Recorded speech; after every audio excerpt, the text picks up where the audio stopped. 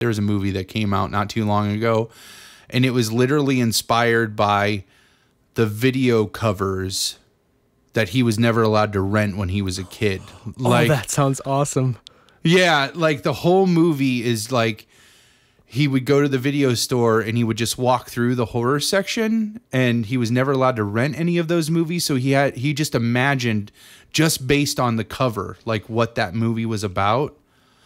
And I have to see if I can find the name of this movie. I gotta know. That sounds so great. It's so good. And like I watched the movie and it's like it's disturbingly quiet, you know, like it's like really low key and really let me see if I can find this. Is it called VHS? I've seen that cover.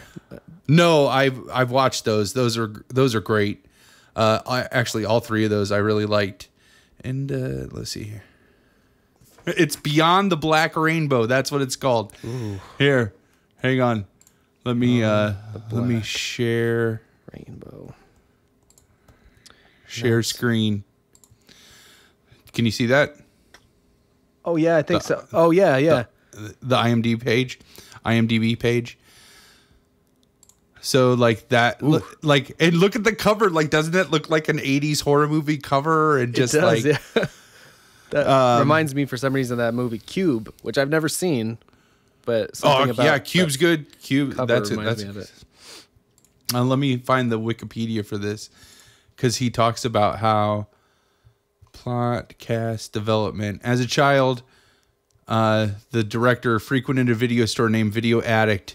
During these trips, he would browse the horror film section, looking at the boxes, although he was not allowed to watch such films.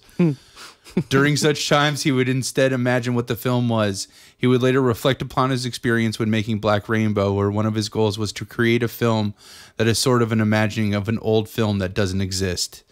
So it's kind of like this throwback to what he imagined these movies that never existed. Like, that's just crazy. I mean, that sounds what a great filmmaking process. Yeah. I definitely feel like I was more in love with the idea of where the movie came from than the actual movie itself. Yeah, I think maybe me too, but I came to appreciate it. And I think after reading more of the like the Wikipedia page had some good information about how like the director used it as therapy. He had lost his mom and in the late 90s, and then he lost his dad in the early 2000s, and his dad, who by the way directed Cobra and Rambo First Blood Part 2. Right. That was interesting. And he paid for the production of this movie with residuals from distribution. What I saw that too. I think I have this up in front of me too. Yeah. Where it's one of them in particular. I feel like Cobra maybe, but I haven't actually seen Cobra. Oh, really? But I've heard like it's this great mess of a movie. It is. I even remember that from a kid. Oh no, it's produced with financial with DVD residuals from Tombstone, who his dad evidently also directed. Yeah, that's pretty cool. So, but I like the idea that he says that every frame of this drips with the presence of his parents, right? Oh yeah, yeah. So he kind of treated this as therapy, and some of the things he talks about that he likes about the movie are some of the things that I think are some of its biggest weaknesses. Oh, like the pacing is one of the big ones, where it's just like it's essentially 15 minutes of story told across 2 hours. That's just this like which he calls like a methodical, hypnotizing pace, and I think that's why. I think you were rightly so to feel like you were going to fall asleep. You were worried you were going to fall asleep the third time. It is very cerebral and it does have almost like a hypnotizing tone where it just lulls you right in. The soundtrack. And, it has some cool, it has a little bit of an 80s vibe, at least somewhere early on. And of course, the setting is 1983. Which in my notes, I always take these notes like in order. So the first one is just 1983 exclamation point. And I think I thought I was in for like a Turbo Kid type thing, especially with that idea of it being a composite of what he imagined movies to be that he hadn't seen based on the box art. Right. That, yeah, it was totally not what I expected because of that. And I'm trying to find some of the notes like out of order. I have notes too. Let me see what I have. I started really strong with my notes, and then I started notes the first time when I was drinking. So the bride saw my notes. She's like, I saw you could tell your notebook over there. You could tell you were drunk. It doesn't make sense. And so when I watched it again, and I was trying to figure out up until what point I had stopped, like, or where I did fall asleep or something. And I had this note that said, flicker killing is cool. And I couldn't for the life of me figure out what that was about. But it was that thing where when the girl would kind of, I don't know, apply her psychic powers or something, like that, the sort of screen would shake, like it was like the shutter and the camera would flutter and create this interesting yeah, and she really only kills though the one, right? Yeah, like the nurse. The nurse whose head sort of like face seems to explode or something. And I think that's what I decided was cool, the way that at least the way that effect was pulled. Yeah, because it wasn't very graphic because it was so like the whole frame was shuddering. Yeah. You don't really I mean, you know what happens, but it's definitely not as in your face as. And what's funny is it's right there. It's like the prominent piece of the frame, but because the whole frame is shuddering around, you don't see what it just like kind of just turns to black, right? Like like mush. Yeah, or you get the sense that it is like blood or something. But and I think yeah, that's interesting. Like do they classify this as a horror movie? I do feel in ways that I think it is like a sci-fi horror movie. Canadian science fiction horror film. That's what it says. Yeah, I would, yeah. Because there are parts like where the guy, I don't know how we should if we should talk about it in any kind of an order for anyone listening to it. Is there a good synopsis? Like the synopsis and for IMDb tends to, well, it was more like a plot that gives away almost the whole thing. Wonder about. Yeah. Or I was saying Wikipedia. Wikipedia gives away the. Yeah, I guess it's not a good. There is a. Oh, IMDb is pretty short, like, or at least the single line that All comes right, up. what's says, IMDb say? That's probably a good one. Despite being under heavy sedation, a young woman tries to make her way out of the Arborea Institute, a secluded quasi-futuristic commune. Wow, that doesn't tell you much. No, but it tells you. I mean. Yeah, it's really new agey.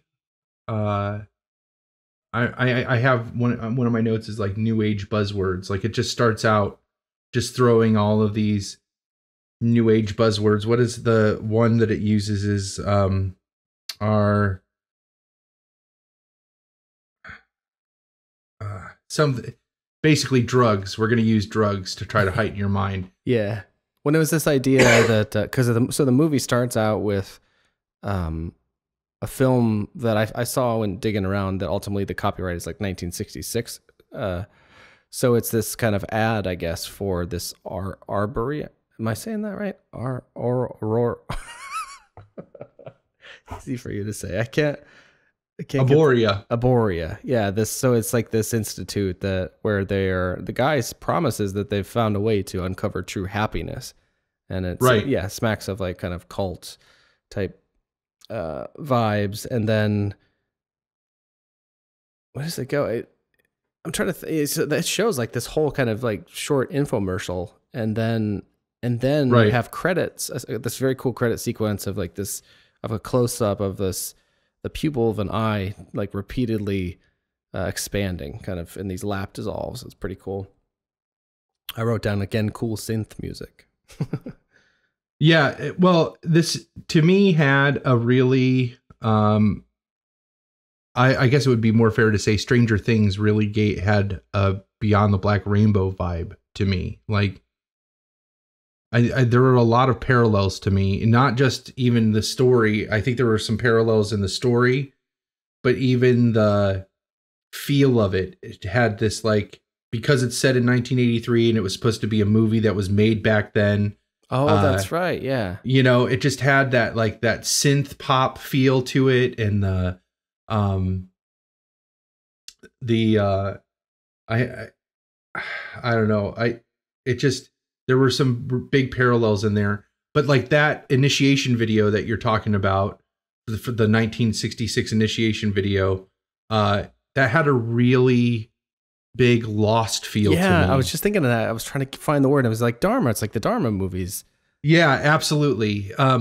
In particular, that, like, the brainwashing room, where they put the boyfriend in to try to, like, brainwash him back into being a proper other, you know, where all the loud music is playing and all the images are up on the screen. I can't remember that character's name. It really had this Lost feel to it. So I definitely, there's things to like so it made me feel like Stranger Things. It made me feel like Lost. I have the main doctor. Yeah. He looks like the guy that the character Patrick Bateman was based on, to me. Like, he looks like Christian Bale from American Psycho, but the real version of that guy.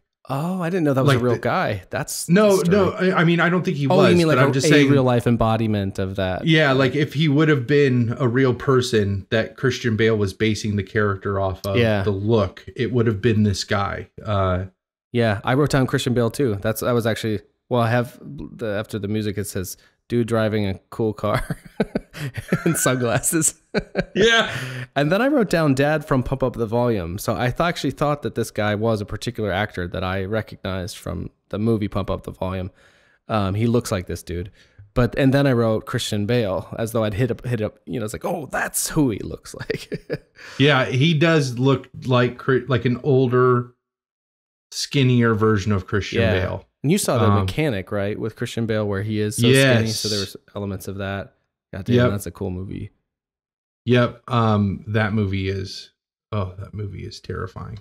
A lot of this movie did remind me of other things, which I thought was appropriate for this idea of it being suggested by the video covers of other movies. So it's like, oh, it makes sense. It would feel like other movies.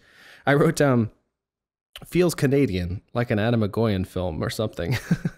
And it is Canadian. It turned out it was Canadian. I was very proud of myself with that. It also said, it reminded me of THX. I can't remember the full title. THX, George Lucas's student film that became his first movie. I think that's was an influence, it turns out, in some of his influences, the THX 1138, definitely the feeling is in there. The Daft Punk movie or video he cites in there. Oh, really? So like with as one of the the character wearing that outfit, the red kind of Centurion guard type deal. The Centenauts, right? Or what they're called, and that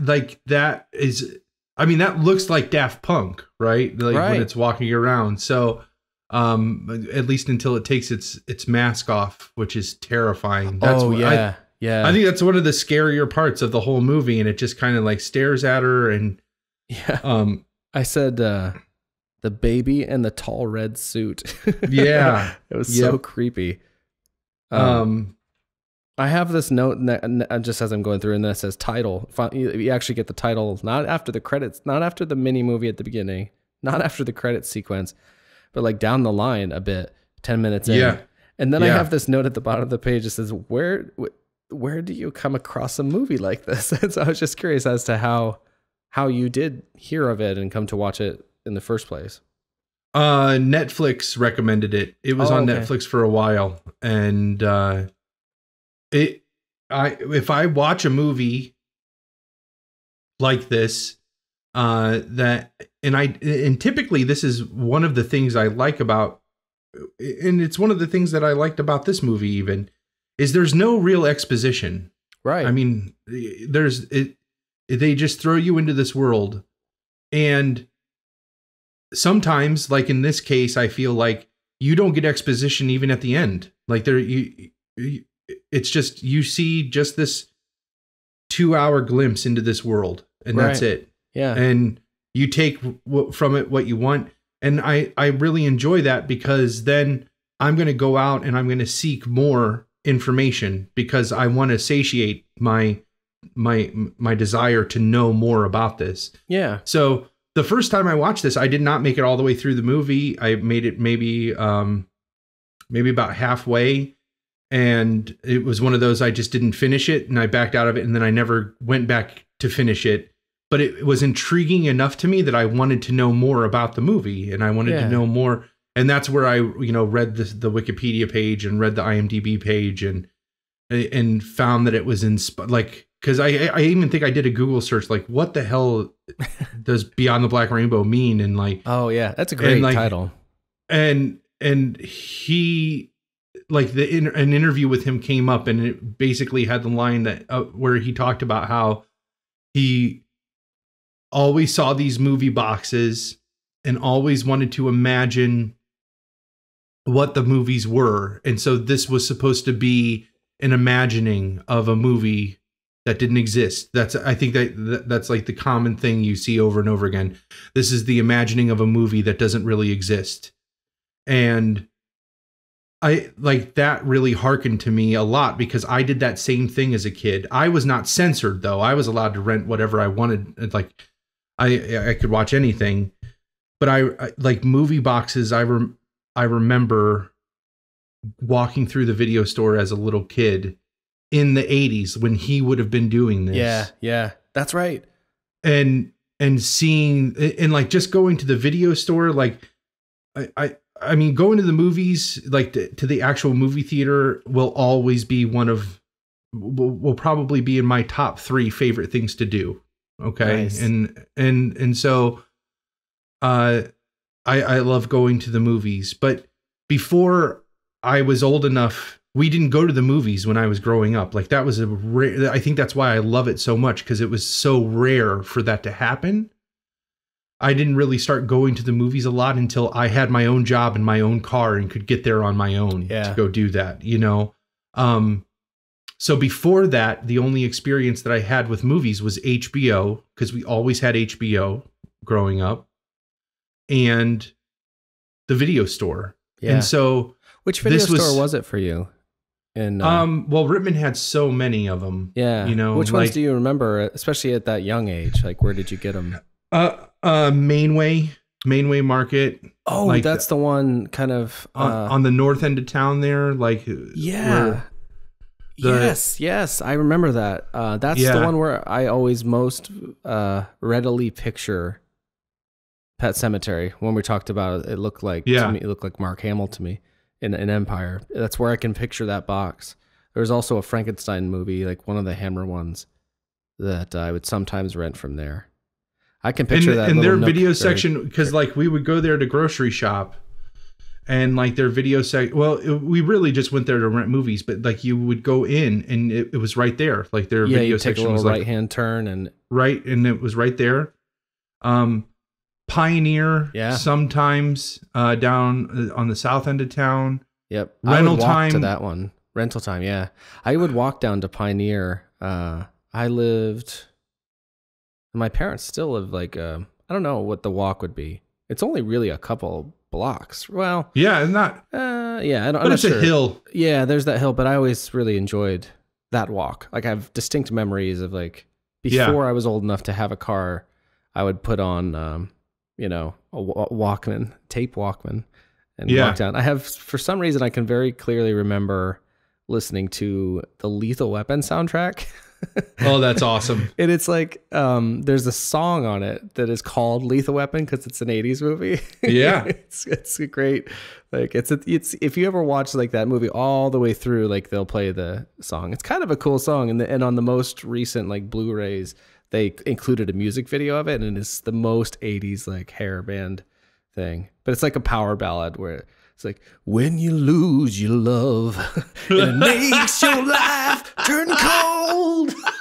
When it tears you apart, your heart and soul just can't go on. No one outside can understand. You take your life in your own hands, and even love can become a lethal weapon. Oh, anyway, that's great. So I picture that, and I can hear Michael Jackson's Human Nature playing in my head. So those are the two songs I have these visceral remembrances of, like walking down a Pioneer to get, you know, Bloodsport for the 100th time or something. Yeah. But that's the kind of sacred memories, you know, of the video stores. Like that's not something you can do anymore. No, I just I was with some friends and their kids, and I said something about going to the video store, and like the kids were like, "What's a video store?" They didn't even know what a video store was, and they were like, "Yeah, so, Uncle Palmer, like, what's a video store?" And hey, buddy, my dog just came in. Hi, handsome. And I had to like sit and explain to them like what a video store was and what, you know, now. I mean, I love Netflix. I love having like Amazon Prime Video and all that, like these movies at your fingertips, and you just hit a button and they're there. But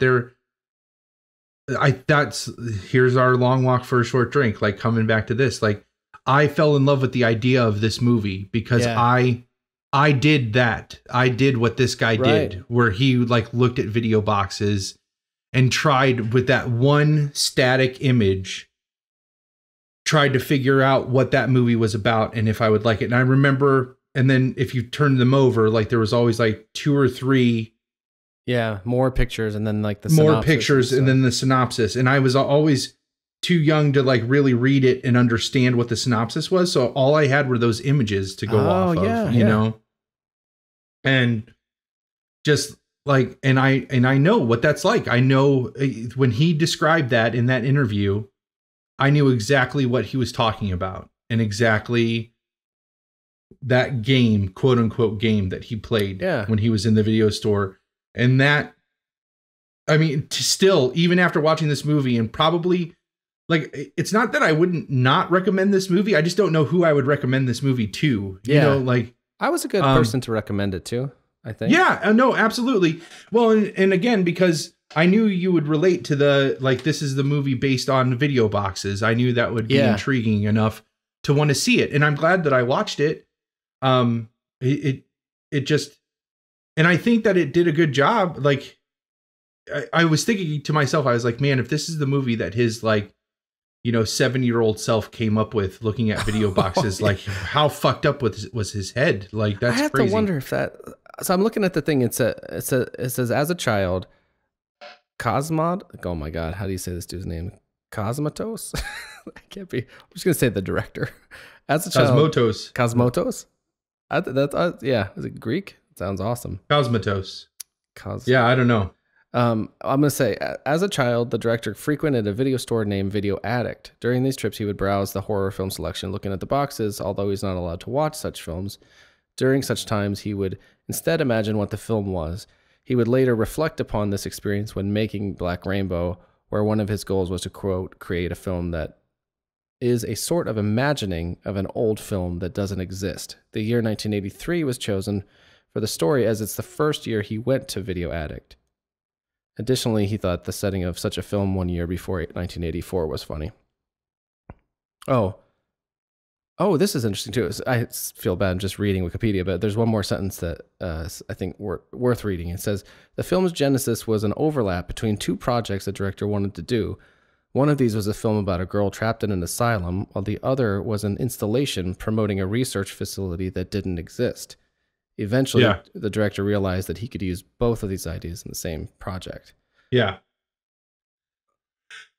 Do you remember any of the scenarios you would concoct or any of the movie boxes that you later saw, you know, like later you actually saw the movie, but you're like, that was one I always imagined to be about this other thing? Well, I don't know. I wouldn't play this exact game because, again, I was allowed to watch just about anything I wanted to. So, right. So you could, and my mom loved horror movies. So if it was scary movies, like, all the better. So I wouldn't have to, like, it was more based on these pictures. Does this movie look like it's worth? Because I was only ever allowed to rent one movie. You know, like, if we ever rented more than one movie, that was a huge treat. Mm-hmm. And so, like, I didn't want to waste my rental on something that didn't look enticing or didn't look intriguing. Yeah. You know, and so, I mean, there are still to this day movie boxes that when I see them, like, I can remember seeing that as a kid. Like, American Werewolf in London is one of those. Like, that cover is iconic. Yeah, the two of them looking over their shoulder at the full moon. Yeah, and just like, and they look afraid, and I think I talked about it on another episode, the Ghoulies cover with the, like, demon in the toilet. That's a really iconic one. Right, and I can picture that, yeah. The Evil Dead 2, like the skull, like that's like in semi-profile that takes up the, like, diagonal portion of the box. That one always stands out to me. Tales from the Dark Side. It's like there's like a demon in the sky. The clouds, like, form the demon in the sky. And there's, like, a book that one.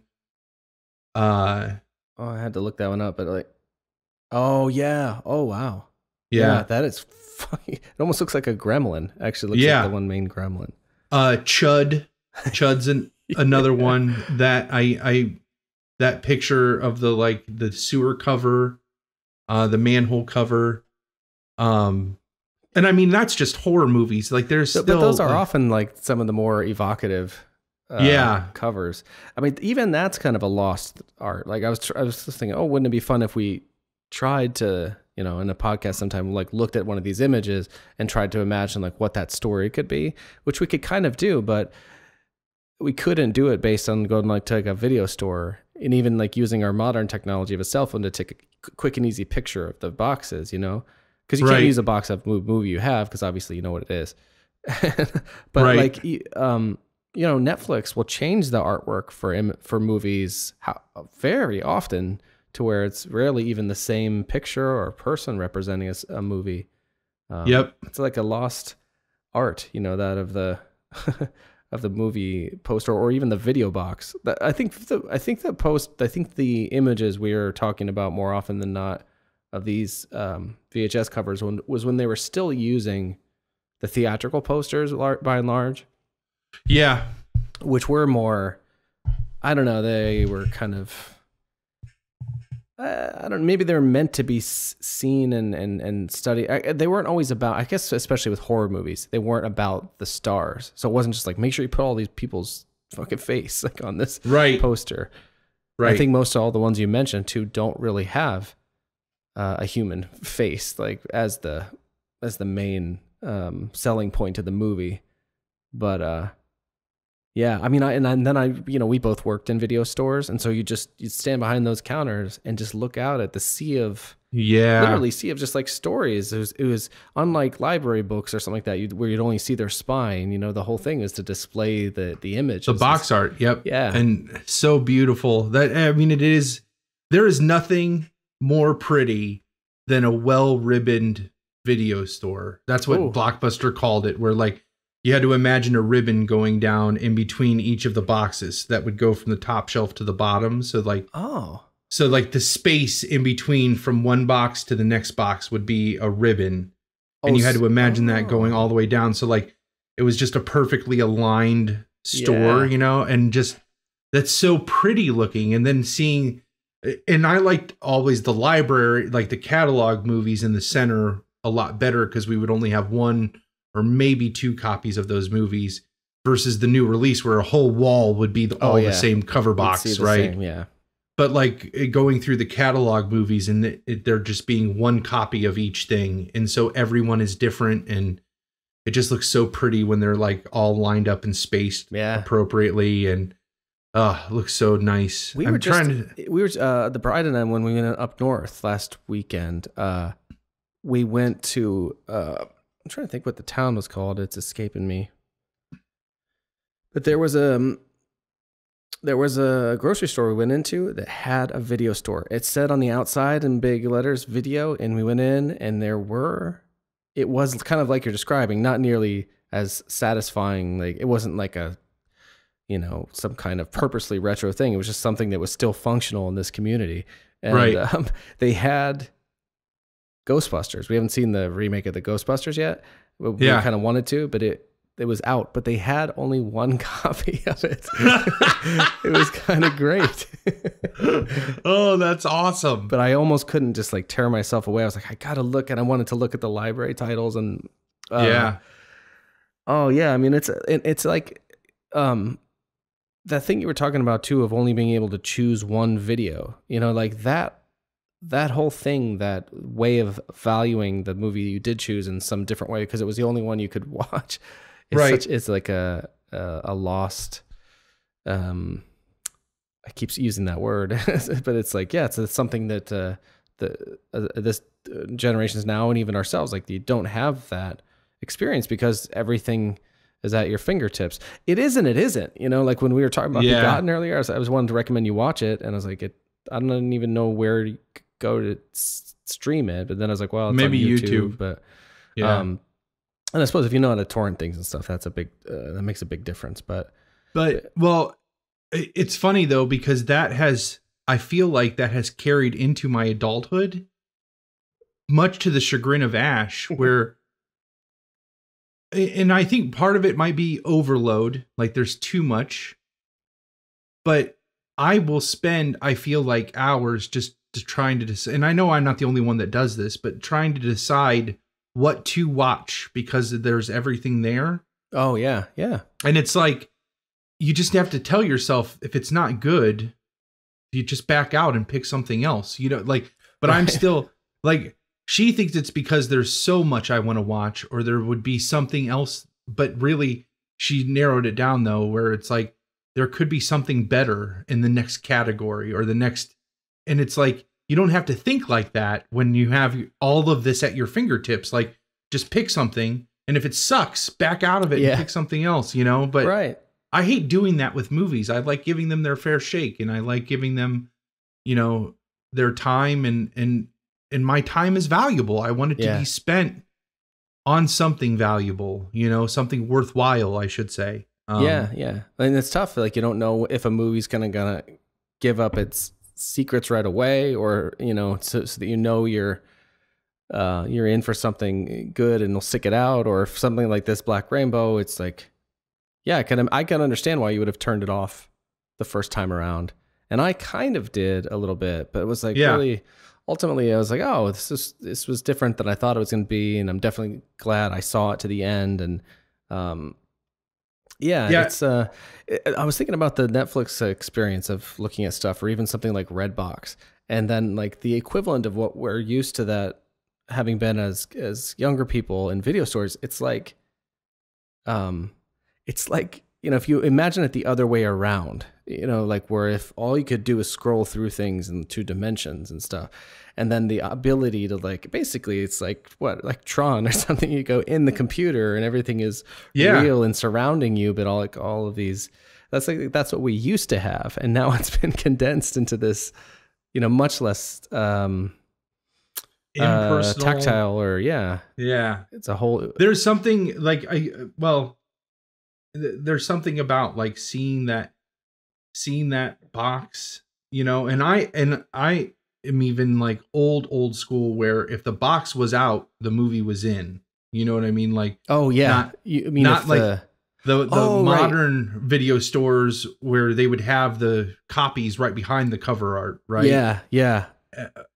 I'm used to, like, my earliest experiences in video stores, if there's no box out there, then it's not in. That's right. And you took the box up and they gave you the video, and That's, I want to find a way to show a YouTube clip from Mind of Philip episode where we were in balcony video. Because I was thinking about that earlier, and now we got to, because the dialogue is like, not only do you get to see a bunch of like horror movies on the wall and stuff, but I know it by heart. And you go, Dustin. He goes, what? And you call him over because you're looking for Dawn of the Dead. That's what you came there to rent. And he's like, you call him over and you're standing by the wall and you're looking over the camera sees the boxes. And he goes, do you see Day of the Dead right there? He's like, yeah. And you see, I can't remember what the other one. Do you see this movie? I can't remember what it is. And then he's like, yeah. I don't know. And he's like, and do you see Day of the Dead right there? Yeah. And you're like, okay. And do you see the big hole in between where, I don't know, Dawn of the Dead should be? But it's that thing. It's the big hole. Like it was an empty space. Yep. But then how would we have known what was supposed to have been there? You know what I mean? As in that era, you did somehow, or you're just. Oh, absolutely. And I would think that they would still keep them alphabetical, right? Like that would. Yeah. But you would just want, like, you knew that feeling if you were going through and you saw a hole, you knew that hole was the movie you were looking for. There's just. I can feel that feeling right now of what that was like, of going down the list and like you're like, oh, you're going down the shelf and you're looking and you're looking and you're looking and like you see the gap, and like I know that feeling where you're like, I knew what movie I wanted, like now I'm gonna be here for so much longer now, like because I gotta try to find something else, and like so terrible. And it never failed. If you went to the video store with an idea of, like, if you went there with your mind already made up, you weren't going to walk out with that movie. Oh, yeah, it wasn't going to be there. That was such I always wanted something specific when I was younger, and it was always, never there. ever. And then you get into like reserving them and that whole thing, and. Yeah, and oh man, yeah, man, it's such a romanticized experience now. Like going to the movies, sort of still is or can be, thankfully. It's funny because it's like you said, it's such a non-tactile experience now, but in a lot of ways, like it's so much easier, right? Like it's so much easier. Yeah. Like I think of like, you had to get in the car and usually it was surrounding some other errand that you were running, you know, like like going to the video store was what you would wrap up the errands with. Like you would go and try to, or you would start. Yeah. Cause you're like, movie, it's going to be gone if I don't go. Yeah. It's going to be gone if I wait too long. Right. And so like it would get tacked on. It was rare for it to be, let's go rent a movie, which that happened though sometimes too. So maybe it's not as rare. But they were also too, like they would be in grocery stores or other places or drugstores to where you could multitask. But you had to like get in the car and drive somewhere to go do that. And then you had to stand in line and you had to, you know, all of those things. But I don't know, there's something about, I loved being, and you worked at a video store too. So tell me if you like this too. I loved being Randall, that guy to talk about movies with the customers. Oh yeah. You know what I mean? Like I loved getting in a good conversation about movies with a customer who was there for movies, you know? Yeah. I didn't have that as much as I would have liked. There were a handful of people I can remember and a handful of times. I think I talked about it before. This one guy, I think, enjoyed to come and talk about it with me, and then you know what he would rent. I mean, he liked a lot of Michael J. Fox movies and Dennis Leary. Yeah, a couple other like really identifiable people that when you like saw this guy, you're like, of course, this guy likes these actors. He obviously sees himself in them, like not only like physically, but also like with the attitudes and stuff that he would like to have.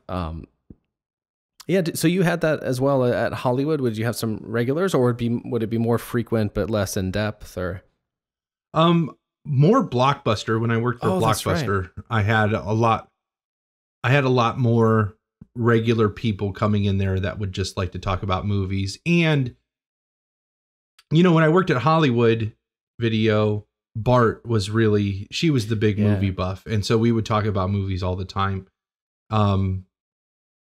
But when I worked at Blockbuster, I felt like all the staff loved movies. Like we all talked about great movies. And then there were a ton of good customers that would just come in and want to riff about movies.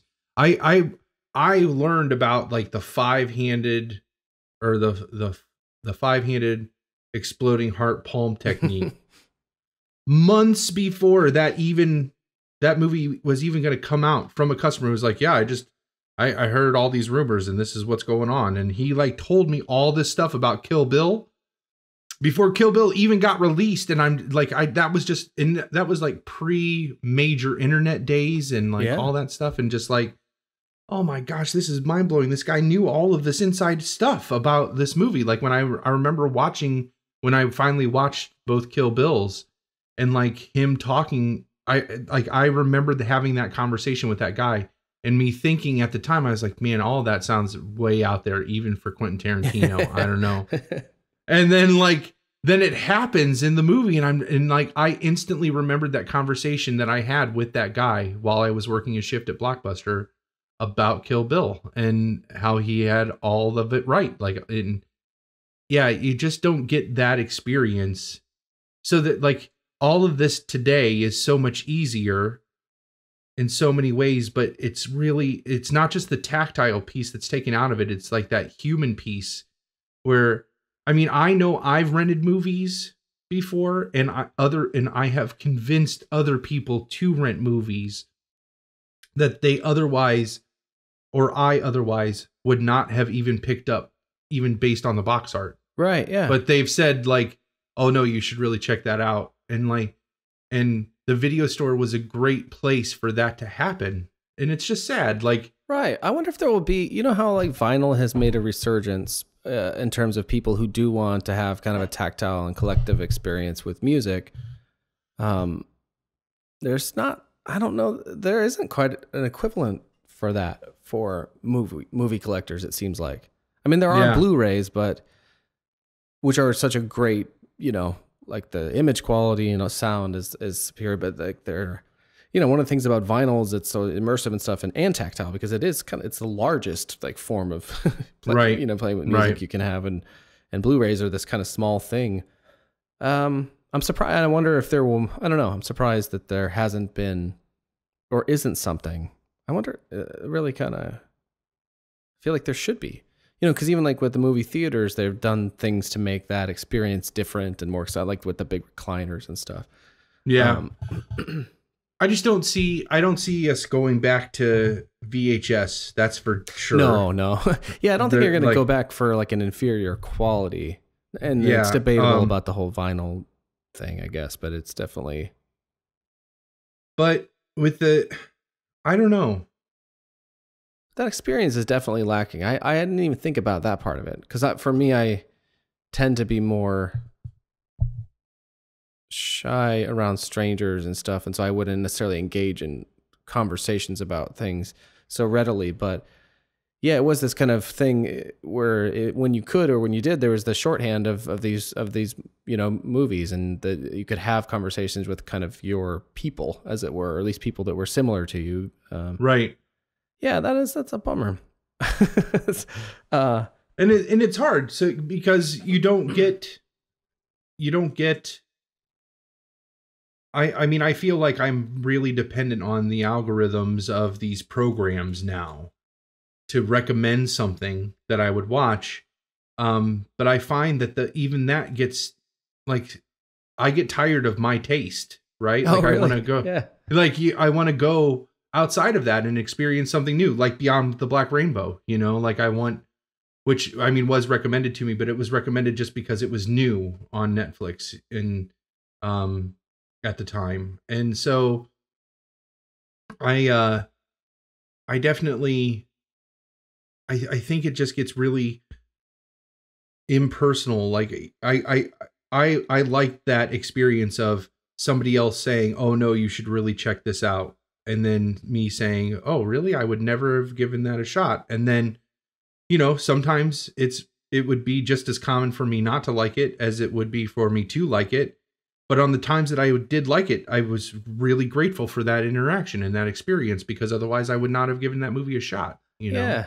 So it's like the algorithms now are this, mechanical version of what staff picks used to be in video stores, right? Yeah. Did you get to do those ever in the places you work? Did you ever get to have like a Palmer's picks kind of thing? I think we did. And I can't remember. I couldn't even tell you what I would have put up there. I was always fascinated by those. We never had them in the one small video store I worked, because there really wasn't much of a staff and stuff, and it wasn't that kind of deal. But and I never bought into it either, to where I chose from those lists. But I always found it so interesting that you could, that this was recommended by whatever. Yeah, Brad's picks and stuff. There was a great video store in Coventry when we lived in Cleveland Heights that had those things as late as 2008, 9, maybe even 10. Oh,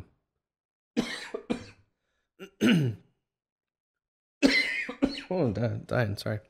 So there's yet another sort of personal level stripped away, because if you did start to get into that, you could then have some kind of like conversation with that staff member, or something about it, and they'd be like, "Oh, you like that too?" And it's like, "Well, then you'll love this." And maybe you did, maybe you didn't, but yeah, I don't know. It's interesting because we were talking about these kind of communal things, whereas the movie that sparked all this, Beyond the Black Rainbow, is such a isolating, like. Oh, it is so isolating. It's just like, and there is such long periods of silence and moodiness and captivity. The next thing I wrote down is it reminded me. So we were talking about going to video stores. I used to go to the movies every week once I did get a car, and I would start to go to midnight movies sometimes when they would offer them, though it wasn't that frequent where we lived. But especially, there were parts of this that reminded me so much of when I went to the midnight screening of Lost Highway, that David Lynch movie. Oh, yeah. I thought of that a lot. It has similar sort of silent passages and stuff. I went to that at General Cinema 8. I remember Gattaca was the other midnight movie I went to there. They had very few of them. The Lake Cinema 8 in Barberton? No, General Cinema. Maybe it wasn't 8, but it was the one across the street from Montrose Movies. So there's Montrose on one side of the street, and then General Cinema on the other. Yeah. But that I had like sort of flashbacks to that experience on Lost Highway. Even to where later in the movie there is that kind of POV of a car driving into the darkness with just the headlights and stuff. Yeah. But those really saturated colors and things. Sorry, I was looking ahead at my notes. The next line was, Christian Bale guy is infuriating. His strange, irksome affect is explained a little 35 minutes in. Oh, when he takes the pills and the walls melt behind him, like Gary Oldman, the professional, but less awesome. Yeah, way less awesome. I just found the way that he talked to like everyone so condescending, the way his kind of tongue would sort of stick forward, and he's had no time for anyone. My next note is right around that same time in the movie when he comes home and he's like, his wife's like passed out on the couch. Right. Oh yeah. And he's like, "How long have you been sleeping?" And she's like, "I wasn't sleeping. I was meditating." And I'm just like, "Good one, lady." Nobody's buying it. Nobody's buying it at all. He does that like condescending thing with his mouth. I mean, he's so irksome and condescending. And when he's talking to the girl in captivity, he's like, "You don't know what you are," and all this. Yeah. "My confidence comes from knowing what I am," and all this. But so the interesting thing, like moving forward, as it moves forward, is like I thought he was that guy, which obviously he's not necessarily. Which guy? So I thought he was this irksome, like Patrick Bateman type of just douchebag, and it turns out like. Yeah, so if I'd have stopped watching, I never would have known. What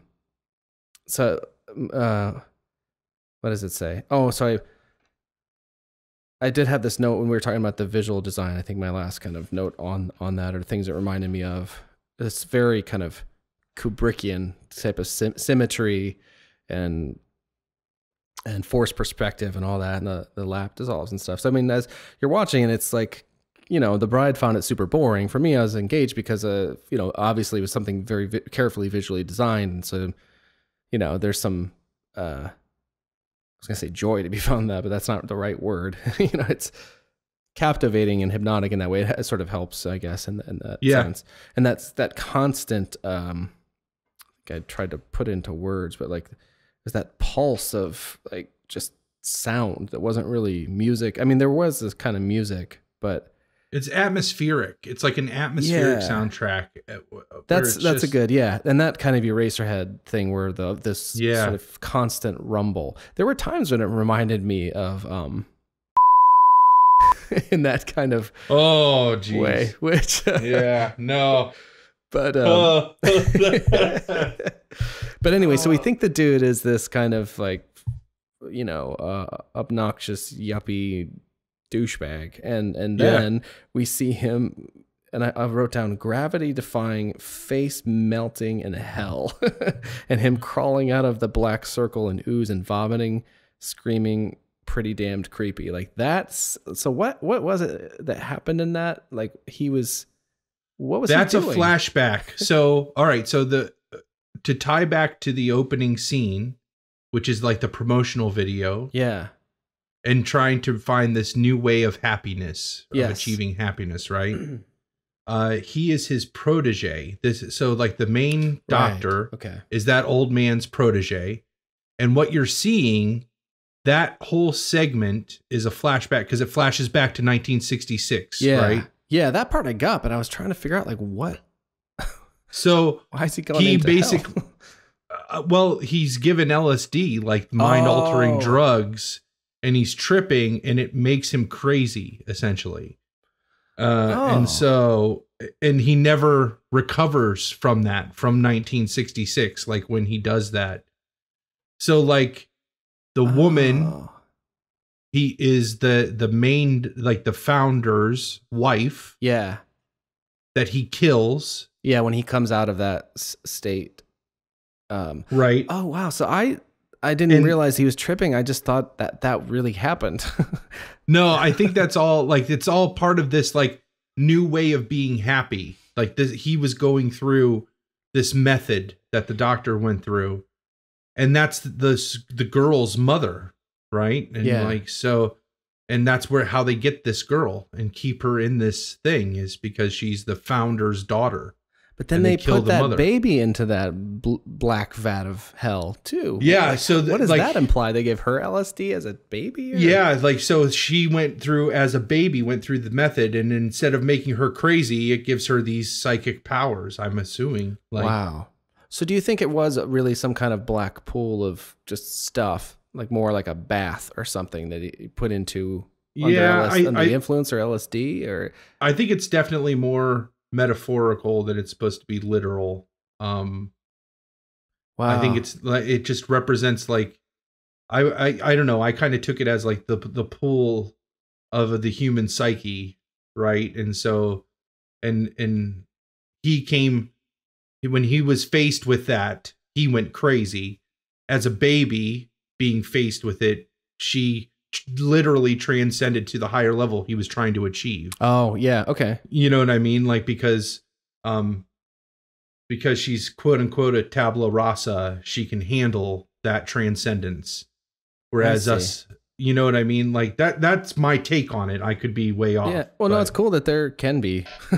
Take. I was looking at what the sort of synopsis says, or the plot as it was in Wikipedia, and it does say something along those lines. It led through a procedure that's meant to allow him to achieve transcendence.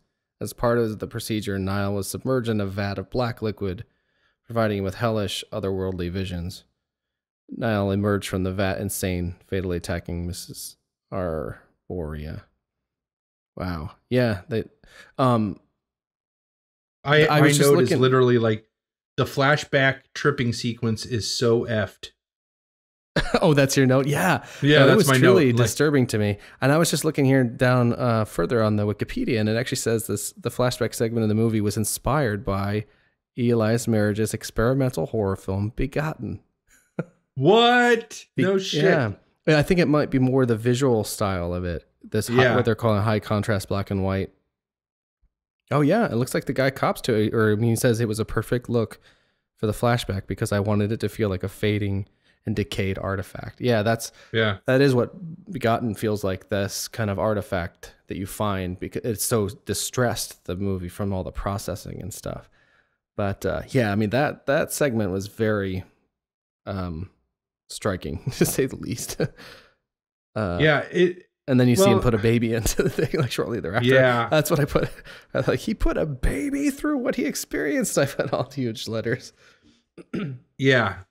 But I mean, it's not him. It's the founder that puts the baby in there, you know? His own baby. Oh my God. His own baby, you find out, like, you figure out. Yeah. And then, yeah, my last note on the, well, we're not there yet, but like, that's like the tipping point of the movie, right? Yeah, that flashback scene. Yeah, starts to happen.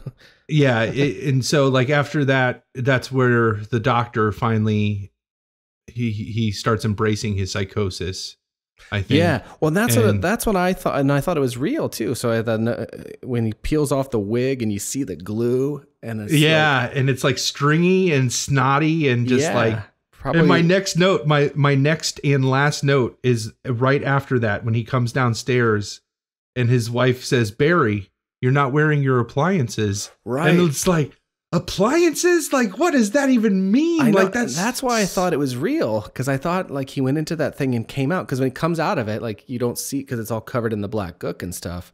Yeah, no, I think he did lose his hair. I think he did like damage his eyes and okay. So like I see what you're saying. So I think there was physically a pool there that he did get into, but I think it like I don't know. Yeah, I don't know, because it didn't affect the daughter that way. I mean, she has hair. No, you're right. She has hair. But again, if she's like a baby, maybe it's just the shock of him facing what he had to face. That's what caused him to lose his hair and caused his eyes to like dilate and not it's undilate. So creepy. I mean, he looks like, I wonder if there was a model for, at least subconsciously or consciously that, if that kind of bald eyebrow, hairless figure, if that was something that the director imagined from one of those video boxes. And if so, which one? I mean, like there's elements of like the Nosferatu vampire, because he even has these like kind of, it almost looked like he had kind of claws or the pointed fingers.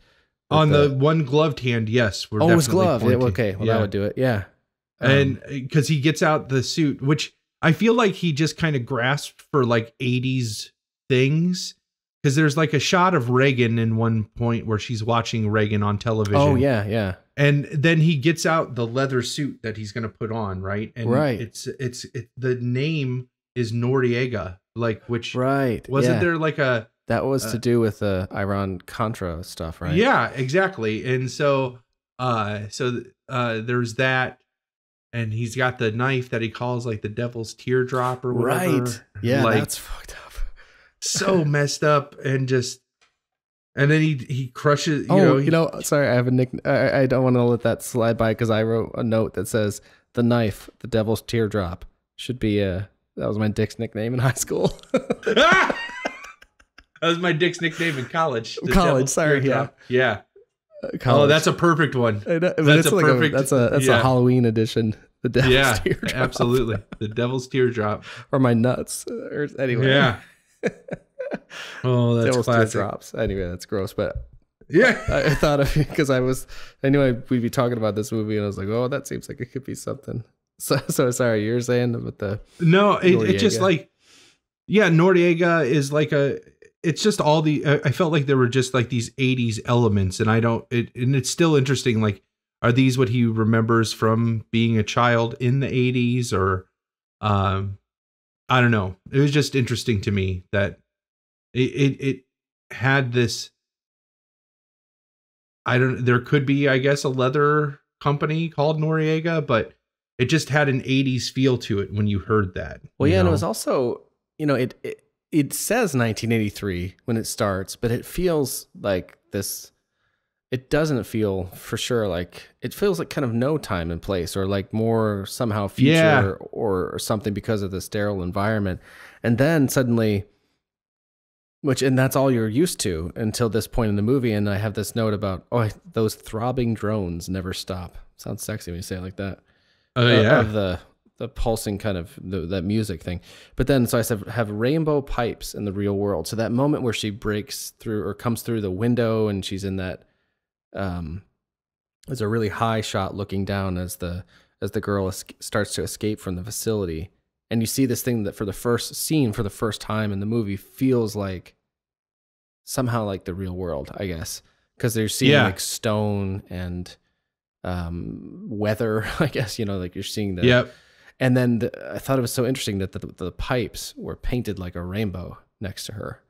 Oh, probably like with the title, I guess. But even so, it's a bizarre thing that I don't think would... Yeah, but he works the title in when he's killing his wife. He's like, right, yeah. Because she asks him like he is beyond the black rainbow, because that's where he's describing where he found his enlightenment. Is right, right. It's like, and that pool is. It's like going beyond the black rainbow is where I found it, or whatever. I think is how he kind of like describes it. But so it makes sense. Maybe there's some rainbow kind of imagery created around that, because it is ultimately you see it's like this big greenhouse in a way.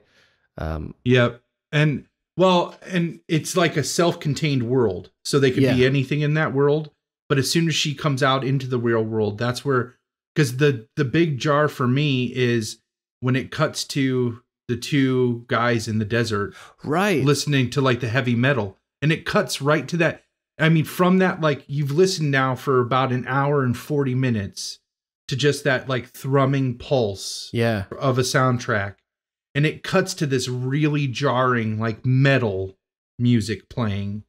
And it feels weird. Like it's such a because you're in this trance, and then suddenly that trance is like broken. It's totally broken, and it's just like two normal dudes. Nobody in the movie up to this point has been normal, right? Like even the nurse, who was the closest thing to a normal person, was still not normal to me for some reason. Yeah. She behaved kind of strangely, and she was definitely in that world and had... Yeah, and then it cuts to these two dudes listening to heavy metal music and drinking beer. Like literally that's all the can says is beer on it. Smoking cigarettes. Said that was some kind of nod to...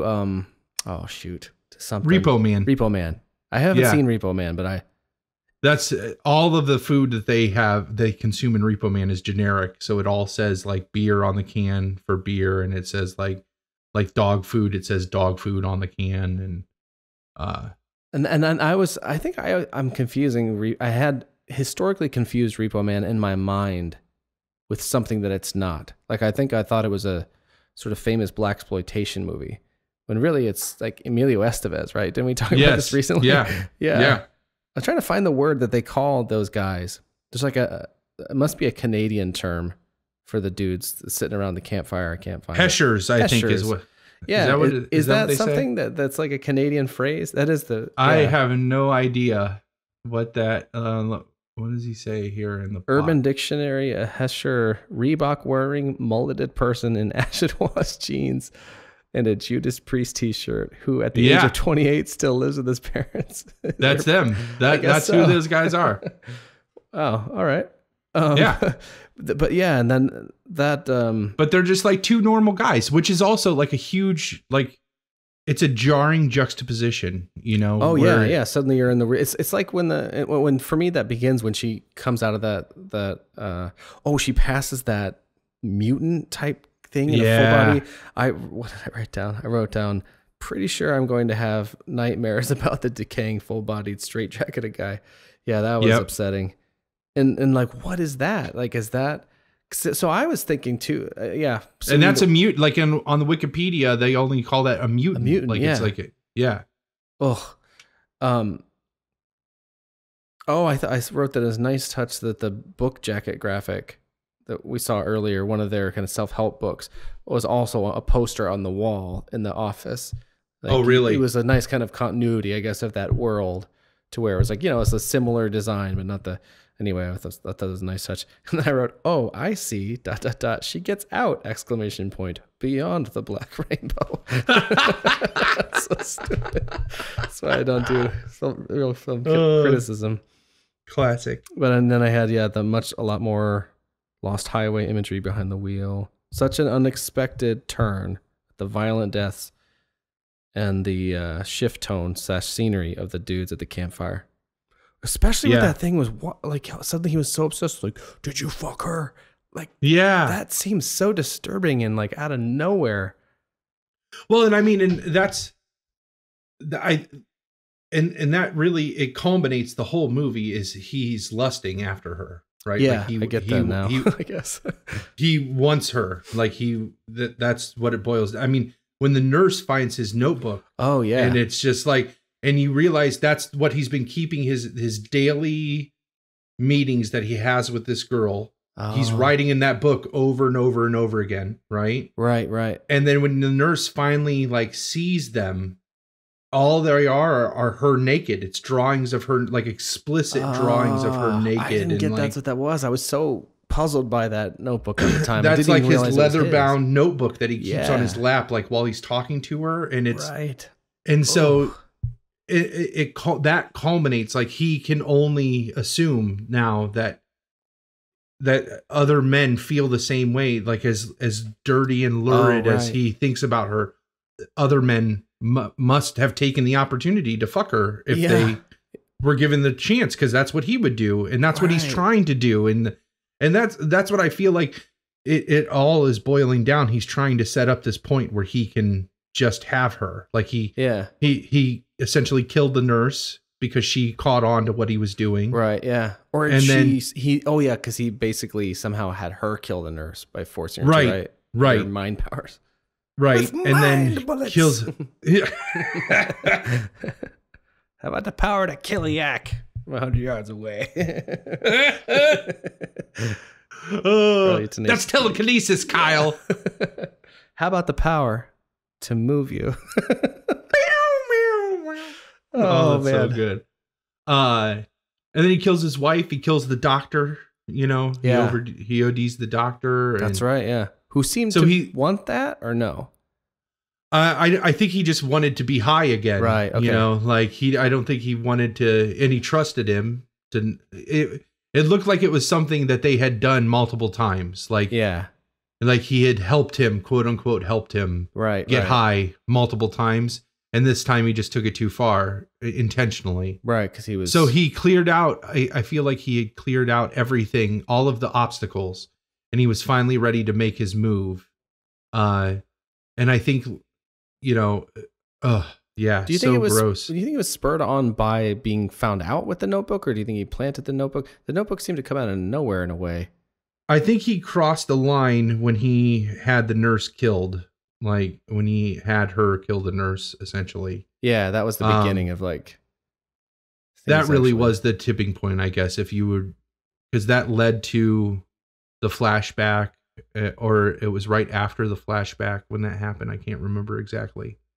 Yeah, but I can't either. And it seemed like he was sort of gradually testing her powers or something as well. Yeah, and like, it's just gross. I mean, it's just. Knowing the notebook and knowing that was how he reacted when he encountered another man who may have seen her. Right. Yeah. It just, I mean, that notebook was disgusting. Like there's just like an overlays of things. So like when she would put different layers on, like different things would happen on the pictures and the drawings. Like, so gross. Yeah. And then, yeah. It's weird after the whole kind of protracted thing. Like it definitely comes to a close in a very abrupt way. Yeah. Well, and again, like I feel like you spend like an hour and 40 minutes getting there. And then in the last 20 minutes, everything happens. Like she escapes. He catches up with her. They like have those crazy like Heschers, you know, out there, and they all die. And then it's over. He kills them like violently. And then it's so weird. Like, so I didn't realize too, I thought he basically just tripped and fell and hit his head and died. But then I read online and it says like she kind of held him in place from coming more close to her. and then maybe trying to escape that is how he just so bizarre. That reminded me of Lost Highway too. Have you seen that movie? No. Well, it's not too much of a spoiler because it's something that happens, but there is a thing where somebody, not a major character even, trips, and like their head goes into a glass table, and that they die. and that's how they die. And they're kind of stuck there with their head in a glass table. It's like, I don't even know if it's something you see on camera or if it's like a scenario that people walk into.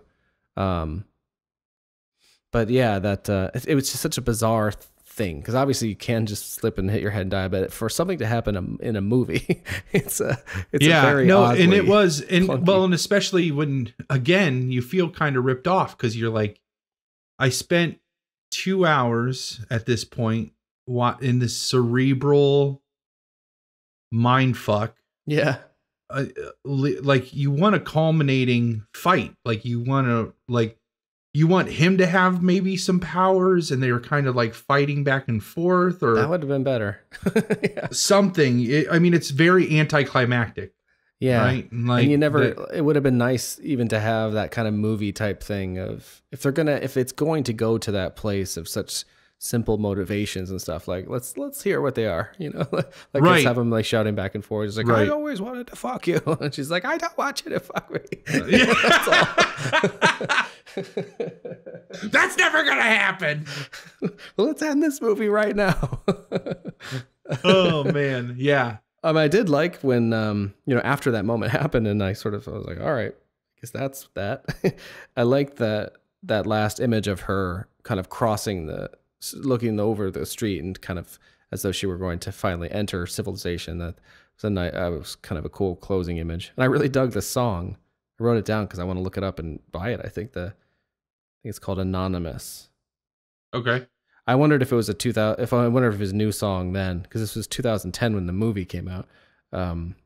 Or did you watch the after the credit scene? Yeah, and they had the little toy. What did you make of that? Where the sort of and that's where it messes with your head, because why would there be a toy of the Sentinant?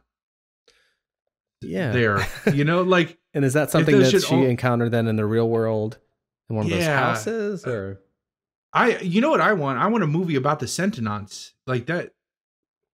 Because it, like, the first time you see it, it just like sticks her in the neck with something, injects her with something. Right. And it's like there's a room full of them. Yeah. Or is it just suits? And then the second time you see it, it doesn't even want to interact with her. It just like takes its mask off and is like, a creepy it looks baby. Like, oh man. Yeah. Totally would have been there was a lot. I don't know how to say it. Like, again, I just don't know who I would recommend this movie to. Yeah, it's interesting. If you were in the the video store role back then, like, you would probably know someone based on the other movies that they rented. They would probably dig this. Well, and I mean, and it really just came up in our conversation just because I knew that you would appreciate where the movie came from. Like, I think we were talking about video box art or something. Yeah, right? and I was like, and I know that you would appreciate that. Like, you like the guy, and that is where. So if it's appealing, if that idea is appealing to a listener, definitely check the movie out.